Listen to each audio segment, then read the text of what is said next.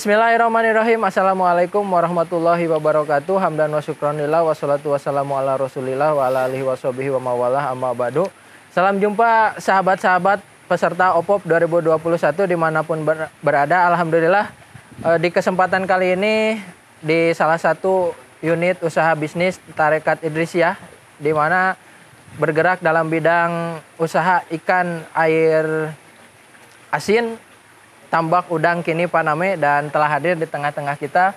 Beliau adalah penanggung jawab operasional. Selamat sore, Pak. Selamat sore, Pak. Ya, di sini saya perkenalkan terlebih dahulu, beliau adalah Ustadz Marwan Hakim selaku penanggung jawab operasional. Pak. Alhamdulillah kita akan berbincang mengenai usaha budidaya ikan air asin, yaitu salah satu usaha milik Tarekat Idrisiyah yang bergerak, yang salah satu produknya adalah udang Faname. Nah, untuk pertanyaan pertama untuk Pak Marwan ini adalah bagaimana memaknai kualitas dan menjaga kualitas tersebut untuk para konsumen. Baik, Pak Andri, akan saya jawab ya. Makna kualitas bagi kami ya, terutama untuk kualitas ekspor, udah pastilah kita akan menjaga menjaga dengan sungguh-sungguh, karena memang tingkat udang kita itu udah benar-benar tingkat ekspor gitu kan. Jadi pasti dari mulai kita mencari benur yang bagus, F1 gitu kan, sampai kita berbudidaya, kita pasti akan jaga terus supaya supaya dalam budidaya kita terus terjaga dan bisa menghasilkan yang maksimal. Itu mungkin ya. Luar biasa. Jadi kualitas yang utama untuk budidaya di kini udang Faname ini. Baik, tadi sudah dijelaskan oleh Pak Marwan bahwa kualitas udang ini menjadi yang utama. Nah, setelah tadi dijelaskan bagaimana menjaga kualitas tersebut, mungkin dari Pak Marwan bisa menjelaskan tentang gambaran supplier yang membantu dalam proses budidaya ini. Ya, baik. Memang kita itu di dalam usaha budidaya udang itu tidak bisa berdiri sendiri ya. Artinya kita tidak bisa, tetap kita harus mendatangkan dari supplier-supplier dari luar. Misalnya kita cari benur yang dari pihak hatchery benur gitu kan, atau pakan, obat-obatan, dan lain sebagainya. Nah, ini yang kita bisa maju bergerak untuk bisa berbudidaya itu karena memang ada bantuan-bantuan mereka, dan kita merangkul mereka untuk bisa bersinergi kerjasama untuk bisa membangun budidaya yang sangat bagus gitu kan. Mungkin seperti itu nih gambarannya. Okay. Jadi dalam budidaya ini tidak bisa berdiri sendiri ya, Pak? Ya, artinya begitu. Memang budidaya tambak udang ini sedikit menguras sangat terlalu banyak dana ya kalau kita yang harus dikucurkan di tambak udang ini. Makanya kita merangkul supplier seperti pakannya bisa kita bayar tempo, benurnya juga sama, obat-obatannya juga sama. Jadi kita bersinergilah dengan mereka gitu. Baik, jadi supplier ini dari berbagai macam vendor, mulai dari pakannya. Betul. Dan yang lainnya kita bekerja sama. Apa sih, pernah terjadi permasalahan yang berhubungan dengan supplier ini? Alhamdulillah selama ini kita bekerja sama. Ya, selama kita berbudaya, alhamdulillah lah kita bersama-sama ini belum pernah terjadi masalah-masalah yang serius bersama supplier-supplier itu. Kita tetap bersinergi. Okay. Alhamdulillah. Kuncinya bersinergi dalam menyelesaikan setiap permasalahan gitu ya. Betul. Iya, menjaga silaturahmi tentunya. Betul. Oke, Pak Marwan, untuk pertanyaan yang selanjutnya berbincang-bincang tentang masalah proses produksi kini udang Faname. Bisa digambarkan secara singkat saja namun padat untuk proses produksi dari kini udang Faname ini. Baik, sedikit akan kita ulas dalam proses produksi budidaya udang ini. Yang pertama dari mulai pembersihan sampai treatment 14 hari, terus kita siapkan benur, terus kita kita juga mempersiapkan kincir juga untuk untuk memenuhi oksigennya gitu kan, untuk membersihkan lumpurnya, fungsi dan gunanya kincir itu. Dan itu sampai dari 1 bulan ke 4 bulan 120 hari baru kita bisa melaksanakan panen. Dan itu berarti di DOC atau usia udang itu 120 hari. Seperti itu. Oke. Baru kita bisa panen. Sampai ke panen ya. Sampai ke panen 120 ya. hari luar biasa. Jadi ada beberapa tahapan yang harus dilalui sampai ke panen. Betul. Nah, dalam berbudidaya ini tadi disampaikan tahapan-tahapannya. Apa sih masalah yang sering terjadi dalam proses produksi yang dilakukan? Paling masalah-masalah yang sering kita terjadi di lapangan yaitu dari awal dari awal kita mau produksi itu paling kendalanya kita mengalami di faktor cuaca paling ya, cuaca gitu. Kadang kalau misalnya kita terus kalau cuacanya itu kan, kalau misalnya kita hujan terus gitu, ibaratnya kita hujan terus, otomatis air hujan tuh akan masuk ke kolam, dan itu yang sedikit kita terhambat dalam yang tadinya kita mau bisa membersihkan satu kolam bisa 1 hari 2 hari, ini bisa 4 hari gitu kan. Itu paling kendala-kendalanya seperti itu. Kendalanya. Atau budidaya untuk produksi, kalau kendalanya misalnya seperti ada pertumbuhan udang yang kurang sehat atau apa, nah itu kita datangkan orang-orang bagian laboratorium, dan supaya kita bisa mengecek apa sih yang jadi faktor kendalanya, dan kita bisa menanganinya dengan cepat gitu, seperti itu. Baik, jadi yang terjadi ketika budidaya ini, masalah yang terjadi adalah kondisi cuaca ya, Pak. Cuaca ya, Cuaca betul, dan cuaca. juga jika tidak terdeteksi, kita akan langsung lab ya, laksanakan lab Ya, untuk kalau itu terjadi ada gejala penyakit. penyakit. Oke, terima kasih, dan kita masih terus menggali tentang budidaya ikan ini karena menarik ya, tadi yang Pak Marwan sampaikan tentang budidaya kini Paname ini, udang Paname. Dan jika saya berniat ingin membuka budidaya budidaya udang Paname, layout usaha ini seperti apa? Berarti mudah sebenarnya. Kalau kita punya dana mungkin ya gitu, seperti itu kan. Kalau kita punya dana, atau misalnya kita mau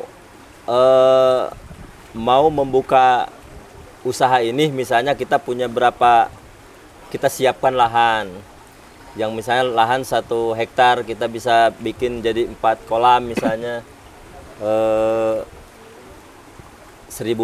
misalnya ya, 1 petak. Nah mungkin kita dari mulai penggarapan lahan, kita dibentuk untuk menjadi kolam gitu kan, dan itu lumayan, dananya juga sangat luar biasa sebenarnya kalau di budidaya udang itu. Mungkin 1 kolam kita harus mengocek uang juga tuh sekitar kisaran 350 jutaan itu untuk 1 kolam itu kan. Wah, 350 juta perkiraan itu seperti itu. Itu belum biaya produksi. Ditambah biaya produksi mungkin bisa 500 1 kolam gitu kan. Nah mungkin seperti itu. Kita penataan kolam, kita dibentuk sebagaimana kita ingin berproduksi gitu. Seperti itu. Layout kolam minimal yang digunakan untuk budidaya ini minimalnya berapa? Tidak ada batas minimal sepertinya. Bebas sih. Bebas. Iya, bebas. Tapi yang memang kalau di tempat kita yakin di Panama itu paling kecil itu 1.000 meter persegi. 1.000 meter. Ya, 1.000 meter persegi. Jadi kalau misalkan punya lahan 1 hektar itu 4 kolam ya Pak? Bisa jadi 4 kolam ukuran kecil gitu kan, ukuran Iya. kecil-kecil. Nah, dalam budidaya ini fasilitas produksi yang digunakan oleh Kini Udang Paname itu apa saja, Pak? Fasilitas. Fasilitasnya di dalam kolam ini. Fasilitasnya pertama dari kolam itu sendiri ya kita gunakan plastik HDPE ukuran yang 5 mikron. Dan yang kedua kita gunakan kincir yang 1 HP atau 2 HP itu bisa. Yang ketiga ya kelistrikan sudah pasti kan. Dan yang paling utama juga memang dari konstruksi tanah itu sendiri. Kalau kita pengen budidayanya bagus, kita harus cari benar-benar lokasi tanah yang benar-benar bagus untuk budidaya dan yang jauh dari terpencemaran. Yang jauh dari pencemaran ya. Misalnya kalau memang di Cipatujah itu sangat sepertinya masih bagus gitu karena tidak ada pabrik, potensinya sangat luar biasa. Sebenarnya kita ke depan mudah-mudahan kita juga bisa mengembangkan lebih banyak lagi di sana. Amin, amin, amin. Nah, jadi itu yang saya lakukan jika saya ingin memulai usaha budidaya Kini Udang Paname ini ya. Jadi modal yang cukup lumayan tapi hasilnya juga menjanjikan gitu ya. Menjanjikan sekali insya Allah. Ya. Gitu. Baik, saya ingin juga menggali bagaimana tips cara menghasilkan udang yang berkualitas sesuai yang tadi disebutkan di awal bahwa makna adalah yang utama. Tipsnya untuk menghasilkan produk atau udang yang berkualitas seperti apa? Baik,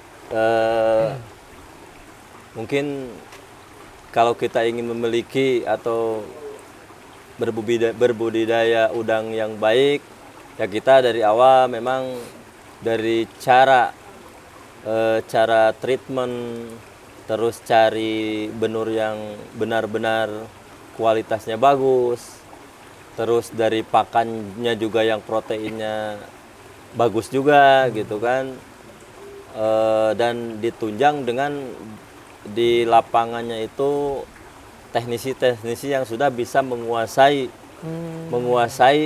tentang budidaya udang itu sendiri gitu. Dan yang paling utama di kita alhamdulillah karena kita itu memang yang dimiliki tambak udang dimiliki oleh pesantren. Di sisi lain kita melakukan secara profesional budidaya, tapi kita ditunjang dengan ibadah-ibadah semacam ibadah sholatnya berjamaah gitu kan. Alhamdulillah di kita itu senantiasa istiqomah melaksanakan hal-hal yang sifatnya habluminallah gitu. Seperti itu. Jadi kalau dalam menghasilkan produk yang berkualitas dari budidaya udang Paname ini ada yang menarik dari Tarekat Idrisiyah ya, dari pesantren Idrisiyah selain juga teknisi yang handal, dibekali dengan juga spiritualnya. Betul, spiritualnya. Diperkuat ya. Iya. Kuat lahir, kuat batin gitu ya. Insya Allah. Dan selanjutnya ini masih juga berkaitan dengan produk yaitu udang yang dihasilkan oleh Kini Paname. Ini tentang bagaimana tadi setelah kita memanen proses pengiriman barang sampai ke konsumen. Mungkin bisa digambarkan oleh Pak Marwan bagaimana prosesnya. Baik, kita selama ini memang setelah kita panen ya di akhir dan kita masih bekerja sama dengan pihak bakul ya, karena selama ini kita masih bekerja sama dari pihak bakul yang selama ini memang bakulnya itu sendiri sudah menjadi referensinya si pabrik yang sudah kita kenal juga sebenarnya. Dan alhamdulillah kita sudah berjalan sudah sekitar 5 tahun dengan si bakul ini. Makanya kita sangat terjalin kerjasama dan kepercayaan di sini. Prosesnya kita panen, diangkat sama mereka, dibeli sama mereka, lalu dibawa ke pabrik yang sama-sama tujuannya itu ke sana. Dan tidak hanya sekedar pabrik itu yang kita lihat, karena kita itu membandingkan setiap kali kita panen itu kita selalu membandingkan mana yang terbesar harga udang di setiap pabrik itu sendiri. Itu. Oh, itu ya. Dari mulai panen sampai ke konsumen, itu ada prosesnya juga. Dan ketika distribusi barang dari kita ke sampai ke konsumen, apa sih masalah yang sering terjadi? Sebenarnya kita alhamdulillah selama ini kita tidak mengalami kendala-kendala atau masalah-masalah yang terjadi ya. Alhamdulillah selama ini kita selalu kondusif dalam dari mulai panen sampai pengiriman ke sana. Belum ada masalah yang berarti ya dalam proses distribusi barang sampai ke konsumen. Alhamdulillah selama ini tidak ada, tapi kalau dengar-dengar atau mungkin kronologis yang terjadi di lapangan, itu paling kita menghindarinya atau resiko yang bakal atau yang tidak diharapkan paling ya kecelakaan apa kendaraan atau segala macam. Tapi alhamdulillah selama ini kita berjalan lancar. Alhamdulillah. Baik, yang terakhir nih Pak. Baik. Ya, untuk budidaya ini apa sih tips mengantarkan produk kepada konsumen agar konsumen merasakan kepuasan gitu ya, kepuasan konsumen dapat. Ya, tipsnya seperti kita menjaga kualitas dari mulai kita ngambil dari kolam itu benar-benar kita harus terjaga, istilahnya terjaga si udang itu jangan sampai terjadi masalah di misalnya terjemur kelamaan, jadi kering akhirnya gitu kan. Jadi benar-benar kita menjaga kualitas udang itu sampai masuk ke mobil itu harus steril lah kita, benar-benar steril. Kita di penyortiran demi penyortiran supaya mendapatkan udang berkualitas itu. Sortir ya, juga harus diperhatikan. Harus diperhatikan. Tadi saat panen juga jangan terlalu lama ya, jangan sampai kering. Jangan disimpan terlalu lama di luar gitu. Iya. Jadi langsung harus cepat panen itu ya, proses distribusinya. Dan tentunya para peserta OPOP untuk budidaya udang Paname ini mudah tapi sulit ya, bisa dikatakan seperti itu. Mudah ketika kita memiliki teknisi yang handal, juga mudah ketika kita memiliki lahan. Dan tadi yang disampaikan oleh Pak Marwan, kita harus benar-benar merawat udang yang akan kita budidaya dari mulai proses benur, proses persiapan lahan, kita juga menyiapkan benur yang berkualitas, dan tentunya saat melakukan panen itu benar-benar harus dijaga dan tidak boleh terlalu lama, dan juga distribusi kepada konsumen harus cepat karena kualitas adalah yang utama yang disampaikan oleh Pak Marwan tadi. Terima kasih sahabat-sahabat OPOP 2021. Semoga yang akan memulai usaha Allah lancarkan rezekinya dan juga diberikan kemampuan. Wabillahi taufiq wal hidayah. Wassalamualaikum warahmatullahi wabarakatuh.